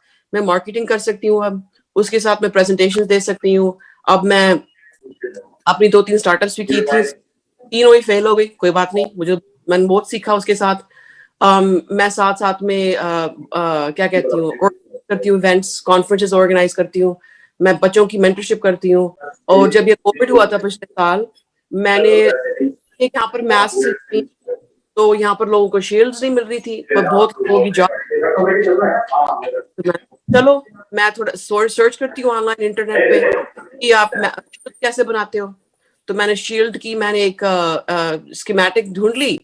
तो मैंने अपनी गर्लफ्रेंड के साथ सोचा कि कैसे काट के बना देते हैं। तो हम तो हॉस्पिटल अच्छी लगी, तो हमने बोला चलो ठीक है। हमने 20 लोगों को हायर कर लिया जो उनके पास जॉब्स नहीं थी, और मेरे पास तो पैसे ही नहीं थे बिकॉज मैं तो काम ही नहीं कर रही थी, बिकॉज कोविड को मेरी जॉब चली गई थी। तो मैंने वो जो हॉस्पिटल था उनको बोला कि आप हमें एडवांस दो। तो हमने उन चीजों से पैसे से हमने वो क्या कहते हैं मटेरियल्स ले लिए और हमने छोटी असेंबली लाइन शुरू कर दी। तो साथ साथ में मैंने ये भी सीख लिया कि असेंबली लाइन कैसे चलती है, ये भी सीख लिया कि ये शील्ड्स कैसे बनाते हैं, जब ये मेरी एक्सपर्टीज नहीं है। और हमने मास्क बनाने थे मास्क हमने 25 के 50 जो भी बड़ा वाला है, उन दोनों में कभी याद नहीं रहता कौन सा बड़ा वाला है, 50,000 या 25,000 हमने मास्क बनाए हाथों से। लेडीज यहाँ पर हर तरफ कहती थी कि हम कुछ करना चाहते थे, आदमी कहते थे हमने कुछ करना कोविड के लिए, और यहाँ पर मास्क नहीं मिल रहे थे। तो मैंने स्कीमेटिक ढूंढी, 2-3 लोगों से बोली, आंटियों से बोला कि आपको ये बनाने आते हैं? कहते हाँ बनाने आते हैं। मैं कहा चलो ठीक है आप बना दो। तो साथ साथ में हमें 500 वॉलंटियर्स मिल गए, और 500 वॉलंटियर्स में हमने कोई लोग थे कि मटेरियल्स उठाते थे, कोई मटेरियल्स छोड़ते थे, और कोई मास्क उठाते थे वो डिलीवर करते थे, बिकॉज उनको मैथ्स नहीं बनाना आता, पर उनको वही प्रोसेस समझ आ गया। तो मेरा पॉइंट है कि हमने ये साथ साथ प्रॉब्लम्स देखी कम्युनिटी में, कौन सी प्रॉब्लम्स हैं, कहाँ पर हम सपोर्ट कर सकते हैं, और पर साथ साथ में जो मैंने सीखा है उसके साथ, उसमें उस प्रॉब्लम सॉल्विंग में, वो तो मुझे कोई पढ़ाई में नहीं मिलने वाला था, या मैं एजुकेशन से नहीं मिला, पर मुझे थॉट प्रोसेस मिला कि ये कैसे सोचना होता है। तो उस चीजों में दो चीज हो गई, मैंने कुछ सीख लिया और हमने सोसाइटी की प्रॉब्लम सॉल्व कर दी। तो मैं ये इसलिए बता रही हूँ कि ये चीजों की कोई फर्क नहीं पड़ता कि अमेरिका में बैठे हो, इंडिया में बैठे हो, कनाडा में बैठे हो। ये पॉइंट है कि आपको किसी और के लिए वेट नहीं करना, यही पॉइंट है लाइफ में। हम इसको बोलते हैं पैसिव माइंडसेट, कि हम वेट करेंगे कोई और कर लेगा फिर हम उनके साथ कर लेंगे। नहीं, आप ही शुरू कर लो। जहां पर आपने ट्राई किया नहीं हुआ, कोई बात नहीं, वो तो बात नहीं मैटर करती, पॉइंट है कि आपने ट्राई किया। और हम यहाँ पर जितनी कोशिश कर सकते हैं सपोर्ट करने के लिए हम कोशिश करते हैं। वहां पर एक ग्रुप है, उसका नाम है initiators of change, IOC, initiators of change. 1000 बच्चे हैं वो ग्रुप में, यूथ मेंबर के ऑर्गेनाइजेशन है। वो 3 चीजें सिखा रहे हैं, एजुकेशन, सिविक एंगेजमेंट और वोटिंग राइट्स। कि जब तक आप नई वोट, जैसे पापा ने बोला था, जब तक आप किसी सही पर्सन के लिए वोट नहीं करोगे तो वोट, ये पॉलिसीज नहीं अच्छी बनेगी, वो चीज है। और तीसरी चीज है, किसी के लिए वेट ना करो, अपने आप उठ के काम करो। तो मैं विजेंद्र सिंह जी को या डॉक्टर साहब को, उनको सबको मैं आपको कनेक्ट कर दूंगी उनके साथ, तो आप भी उनके साथ काम करें। पर मैं तो ऐसी चीजें बहुत बताई जा रही हूँ, मुझे पता भी नहीं कि आप किस सब्जेक्ट में बात कर रहे हो, पर मैं खाली इतना कह सकती हूँ, आप किसी चीज के लिए वेट ना करें। और अपने आप, जब आप कोशिश करेंगे तो आप कहीं भी तो कहीं पहुंच जाओगे। ये खाली चीज मैं कह सकती हूँ। ये वेट करके कहीं नहीं पहुंचोगे, वेट करके कभी नहीं कहीं पहुंचोगे, पर शुरू करोगे कहीं तो कहीं पहुंचोगे। एक पंजाबी में फ्रेज है, वो जसपाल भट्टी वो कहते थे, चलांगे तो पहुंचांगे, चलोगे तो पहुंचोगे, नहीं तो बैठे रहोगे वो तो कहीं नहीं पहुंचोगे। थैंक यू जी, मुझे इतना ही था बोलना था, पता नहीं और कोई क्वेश्चन जी। बहुत बहुत शुक्रिया हरवीर जी, आपने अपना कीमती समय देकर हमारे यंग जनरेशन को मोटिवेशन के लिए अपनी प्रेरक बातों से हमें अवगत कराया। आने वाले समय में फिर हम आपके साथ जुड़ेंगे और अगले महत्वपूर्ण विषय को लेकर। तब तक के बहुत शुक्रिया। हम और भी मेहमानों के साथ जाना चाहेंगे, उनसे भी जवाब सवाल करना चाहेंगे। नमिता जी, जैसा कि अभी हरवीर जी ने अपनी बातें रखी, हेलो, कुछ कह रहे हैं कोई? जी मेघराज जी बोले। जगदीश जी 2 मिनट की बात रखना चाहता हूँ मैं। जैसे अपने भाटिया जी बोल रहे थे कि कोई प्लान, कोई ऐसा करना चाहिए जो, मतलब मेरे पास एक प्लान है, नौजवानों को सही रास्ता दिखाएगा और जो शैतान लोग बैठे हैं कब्जा करके उनको भी ध्वस्त करेगा। हमें सिर्फ 1 करोड़ जो है ना बंदे चाहिए इसमें इंडिया के अंदर से। 1 करोड़, हमें 1 करोड़ से हम 100 रुपए हर महीने का लेंगे डोनेशन। 1 करोड़ लेते हैं तो हम 100 करोड़ बनाएंगे इसका। तो 100 करोड़ में से हमने 25 करोड़ का जो है 2 हॉस्पिटल बनाएंगे और 2 कॉलेज बनाएंगे हर एक इस इलाके में। और जो 30 करोड़ से हम देंगे बेरोजगार को रोजगार, और ऐसे मतलब सिस्टम को घुमा कर रखेंगे इसके 1 साल के अंदर सारे सिस्टम को, मतलब नौजवान खुद इसमें आकर इसको मतलब ज्वाइन करें और इसमें हम इसको नौजवानों के नया रास्ता दिखाएंगे और एक नई उमंग या नई तरंग के साथ में निकलेंगे। इसको एक सिस्टम को चेंज करके रख रहे हैं, पूरे वर्ल्ड के अंदर एक रोड मॉडल होगा एक सिस्टम ऐसा, तो हम इसको करने जा रहे हैं और बहुत जल्दी नौजवानों के साथ में इसको हम शेयर करेंगे। थैंक यू जी। जी बहुत शुक्रिया। नमिता और रुपसा से मैं सब के लिए मैं हरवीर कौर से कोई अगर सवाल करना चाहते हैं या कोई बात पूछना चाहते हैं तो आप पूछ सकते हैं। अमेरिका से जुड़ी हुई हैं वो नमिता और रुपसा जी। नमिता, पहले तो मुझे बहुत अच्छा लगा दी के बात सुन के, दी ही बोलती हूँ। गुड, अच्छा ही बोलना चाहिए, ऐसे ही बोलना चाहिए। मैं तो सो रही थी भाई, मम्मी पापा ने मुझे उठा दिया, मुझे लगता मैं रेडी भी नहीं हुई हूँ।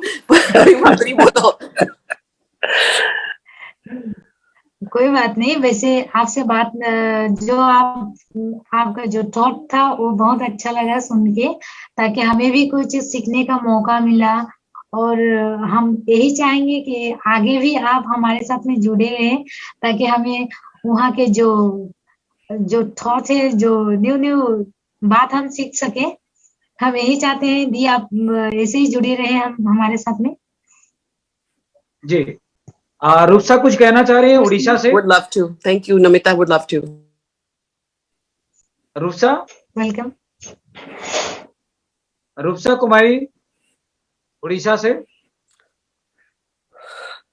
मेरे ख्याल से हमारे साथ रूपसा डिलीट हो गई है लगता है। बहरहाल मैं ब्रिजेन सिंह जी के पास जाना चाहूंगा। ब्रिजेन सिंह जी, जैसा कि हरबीर जी ने हमारी बच्चों को बहुत अच्छा मोटिवेशन किया है, वो उनसे काफी इंस्पायर हो रही हैं। तो इस संदर्भ में हम हरबीर की बातों को बहुत गंभीरता से हमारे देखने वाले सुनने वालों ने भी विचार किया है, और ये सही बात है कि लोगों को इस दिशा में किसी का वेट नहीं करना चाहिए और अपनी मंजिलें स्वयं की तलाश करनी चाहिए। इस संदर्भ में मैं आपके विचार जानना चाहता हूँ, बताएं। जी, मैं तो करीब करीब अपनी बात कह चुका हूँ, लेकिन मुझे सच में बहुत अच्छा लगा। मैं यही सोच रहा था कि यार पंजाब का खून सचमुच बड़ा डायनामिक खून होता है, और हरबीर जैसी बेटियां हमारे समाज को बहुत बड़ी प्रेरणा का स्रोत हो सकती हैं, दिशा दे सकती हैं। एक सेल्फ हेल्प का उन्होंने एक स्वयं का उदाहरण भी उन्होंने बताया कि किस तरह से आदमी अपने व्यक्तित्व का विकास कर सकता है। तो ये जब तक आदमी अपने आप पे भरोसा नहीं करता, आगे नहीं आता, तो दुनिया के और लोग उसे बहुत ज्यादा मदद नहीं कर सकते।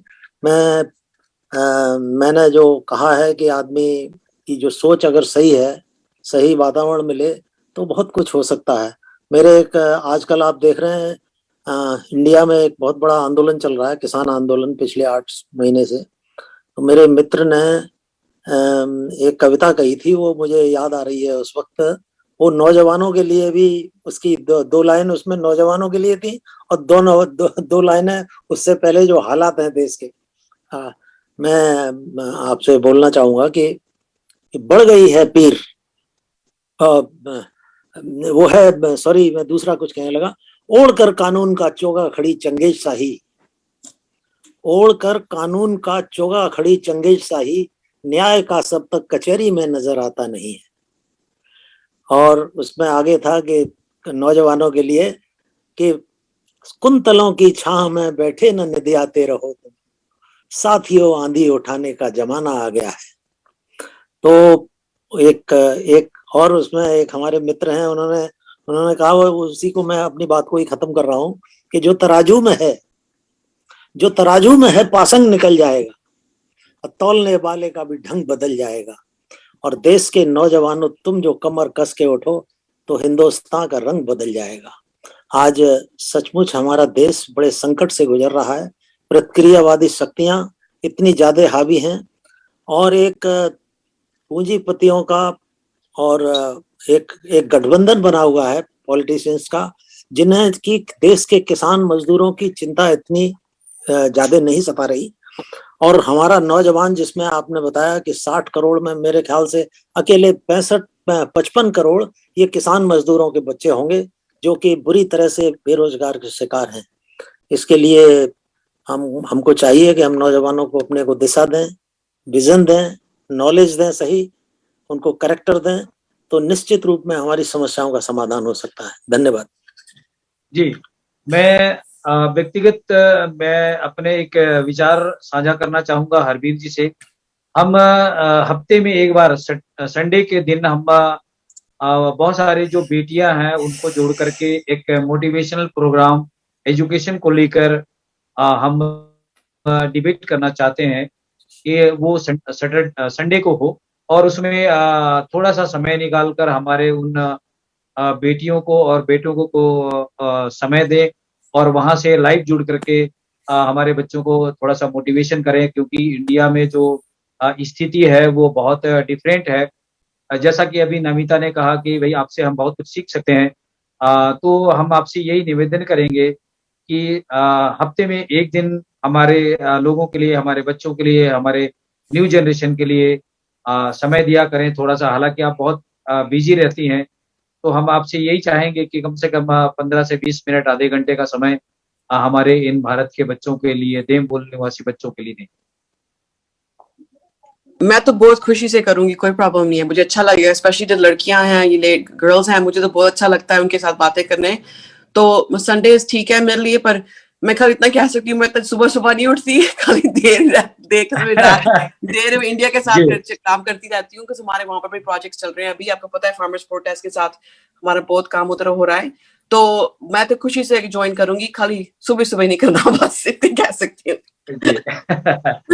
जी बहुत शुक्रिया। हम आपका समय जो है, आपका जो समय है, हम उसी अनुसार जुड़ेंगे। डॉक्टर आर.आई. सोनवानी साहब आज हमारे साथ जुड़े हुए हैं। डॉक्टर साहब, हरवीर बेटी से कुछ कहना चाहेंगे जो वहां पे अमेरिका में है, उनसे कोई विचार साझा करना चाहेंगे डॉक्टर साहब? बिल्कुल, यस। आदरणीय बहन जी ने जो विचार रखी है वो बहुत ही अच्छी बात है। अब मैं ये कहना चाहूंगा कि आज आजाद भारत में या 21वीं सदी के भारत में आपको यदि आगे बढ़ना होगा तो खुद को ही कदम बढ़ाना होगा। यदि आपका लक्ष्य तय है, आपने लक्ष्य निर्धारित कर लिया है, तो उस लक्ष्य तक पहुंचने के लिए आप खुद अपना कदम बढ़ाएंगे तो आप आगे बढ़ेंगे। आपके कदम को बढ़ाने के लिए कोई उठाने वाला नहीं है, और उठाने वाला भी है तो एक समाज के लोगों में सहकारिता और सामूहिकता की भावना बढ़नी चाहिए, ताकि हम बढ़े और दूसरे को बढ़ाए, इस तरह भावना पनपनी चाहिए। यदि सहकारिता, सामूहिकता और सामंजस्य की बात समाज के लोगों में या भारत के लोगों में जब तक ये नहीं पनपेगा, नहीं बढ़ेगा, तब तक कोई दूसरा या तीसरा आपके कदम को आगे बढ़ाने के लिए उठाएंगे नहीं। आज के संदर्भ में परिस्थितियां जो निर्मित हुई है, चाहे राजनीतिक परिस्थिति हो, चाहे सामाजिक परिस्थिति हो, चाहे आर्थिक हालात है जो बनी हुई है भारत में, वो परिस्थितियों और राजनीतिक हालातों को देखते हुए आपको जो है आगे बढ़ने के लिए स्वयं को आगे बढ़ाना होगा। जी जी बहुत शुक्रिया। मैं खुद को करनी होगी। जी बहुत शुक्रिया डॉक्टर साहब, हमारा समय इजाजत हमको नहीं देता है। मैं लास्ट कमेंट के लिए भाटिया जी के पास जाना चाहूंगा, और क्योंकि हमारा समय नजदीक आ चुका है समाप्ति का। भाटिया साहब, आज के इस अवसर पर यंग जनरेशन को क्या संदेश देना चाहेंगे, क्योंकि आज के इस यंग जनरेशन का जो आज सेलिब्रेशन हम मना रहे हैं, इस संदर्भ में आपका संदेश हम सुनना चाहेंगे। जी देखिए, जो भी कहा है, डॉक्टर साहब ने कहा है, सिंह साहब ने कहा, वीर बेटी ने कहा, सभी बातों में दम है। अब उनका सारांश क्या है कि एक तो हमें यूथ को सत्य के मार्ग पे चलना होगा। बेटी हमारी जो है ना, इनका एक मोटो है, इंग्लिश में कहूंगा, let us be the tide that raises all the boats. तो बात यह है कि अगर हम अपने सेल्फिश मोटिव से कोई भी काम करेंगे तो फिर चेंज नहीं आ पाती समाज में। समस्या यही हो गई है कि हमारे जो नेता लोग वोट के समय लोगों को झूठे वादे दे के बन जाते हैं, लेकिन फिर अपने स्वार्थ के लिए ही काम करते हैं। तो उस हालात को चेंज करना होगा। सर्कमस्टेंसेस कोई बाहर से नहीं आते, हम खुद ही क्रिएट करते हैं, हमारा समाज क्रिएट करता है। तो लोग भी जो है उनके झूठे वादों में आ जाते हैं। जैसे कभी किसी ने कहा था गरीबी हटाएंगे, गरीबी हटाओ, तो लोगों ने वोट दे दिए, गरीबी हटा दी, ना गरीबी हटी ना सब कुछ हुआ। तो ये स्लोगन ही देंगे हमारे कंट्री में, ये नेता लोग जो स्लोगन बोल के लोगों को प्रभावित कर लेते हैं, उनसे बचना है। हमें वोट देना है सोच समझ के उनको, जो आप जानते हैं कि सच्चे तरीके से काम करेंगे आपके लिए। दूसरी बात आत्मनिर्भरता की बात है, सेल्फ कॉन्फिडेंस की बात है, सेल्फ डिपेंडेंस की बात है। उसमें तो बहुत कुछ कह चुका है। तो अपने आप को शिक्षित करें किसी और तरीके से। अगर स्कूलों में जगह नहीं मिलती तो अपने आप को शिक्षित करें किसी और तरीके से। हम भी सोचेंगे, मैं कुरे साहब से इसके बारे में पहले बात कर चुका हूँ, और भी हम करेंगे कैसे हम मदद कर सकते हैं कुछ थोड़ी बहुत। हम भी, हमारे भी लिमिटेड रिसोर्सेज हैं, टाइम है, जो भी हमारे से तो हो पाएगा हम भी करना चाहेंगे। तो जैसे अरबीर ने कहा कि यूथ के ग्रुप बनाइए, वो आपस में बातें करें, क्या कर सकते हैं हम, क्या चेंज ला सकते हैं। Initiators of change is a very subject important thing. Initiators of change, परिवर्तन को लाने के लिए क्या करना है हमें, इसके बारे में सोचना, ये बहुत अच्छी बात है। और मैं चाहता हूँ यूथ इकट्ठा हो, क्योंकि मैं हमेशा यूनिटी की बात करता हूँ, संगठन की बात करता हूँ। अकेले अकेले लोग नहीं लड़ सकते। जैसे सिंह साहब ने कहा कि 55 करोड़ के जो बच्चे हैं जो समस्या में है, वो शायद किसानों और मजदूरों के बच्चे हैं। तो फिर उनकी आवाज किसानों और मजदूरों के साथ क्यों नहीं उठती? वो भी अपनी आवाज उठाएं साथ में मिलके। खाली कुछ किसान ही बेचारे क्यों कर रहे हैं? 400-500 लोग मर चुके हैं इन बॉर्डरों में बैठे बैठे। फिर यूथ खड़ा होकर उनके साथ क्यों खड़ा नहीं होता? क्योंकि वो अलग अलग अपने सोचते हैं, एज इकट्ठा, एज यूनिटी, एज ए समाज नहीं सोचते। तो समस्या बहुत बड़ी है, मैं सब समझता हूँ। मेरे पास कोई ऐसा जादू नहीं है कि हमको उसका जवाब दे सकें। सब मिलके सोच के करना होगा, सोच करनी होगी, और आपस में सत्य का रास्ता होना चाहिए कि हम सच्चाई के रास्ते पे चले और सिर्फ अपनी खुदगर्जी के लिए ही काम ना करें। तो इतने कुछ कहूंगा। जानते हैं बहुत बड़ी समस्या है, लेकिन समाधान भी हमें ही करना होगा, और कोई बाहर के तो नहीं। जी, बहुत शुक्रिया जसबीर भाटिया साहब, और हमारे साथ आज के इस प्रमुख डिबेट में आप लोगों ने हिस्सा लिया। यूं तो हम आज यंग जनरेशन को भी इनवाइट किए थे, बहरहाल कुछ लोग जुड़े, कुछ लोग नहीं भी जुड़ पाए, लेकिन हम लोगों ने जो इस डिबेट के माध्यम से यंग जनरेशन को, यूथ बेटियों को जो इसके माध्यम से जो परिचर्चा में शामिल किए, बहुत सारे बातें छन के आई है। तो मैं वॉइस ऑफ मानवता चैनल में आज के इस प्रमुख चर्चा में शामिल हुए जसबीर भाटिया साहब का बहुत शुक्रिया करूंगा, और डॉक्टर RI सोनवानी साहब जो अपना बिजी सब शेड्यूल में समय निकालकर उन्होंने भी अपनी विचार साझा की। प्रिजन सिंह साहब का, हरवीर जो अमेरिका से जुड़ी हुई थी हमारी बहन, उनका भी हम बहुत शुक्रिया अदा करेंगे। नमिता सतनामी जो आसाम से बेटी जुड़ी हुई थी, और हमारी रुपसा जो कि उड़ीसा राज्य से जुड़ी थी, उनका भी हम बहुत बहुत शुक्रिया करेंगे। आने वाले समय में एक बहुत महत्वपूर्ण विषय को लेकर हम फिर वॉइस ऑफ मानवता चैनल में जुड़ेंगे। तब तक के लिए वॉइस ऑफ मानवता चैनल से जुड़े रहें, सब्सक्राइब करें, लाइक करें, कमेंट करें, अपनी प्रतिक्रिया दें। सभी मेहमानों का बहुत बहुत धन्यवाद। वाहिगुरु जी का खालसा, वाहिगुरु जी की फतेह। जय भीम, जोहार।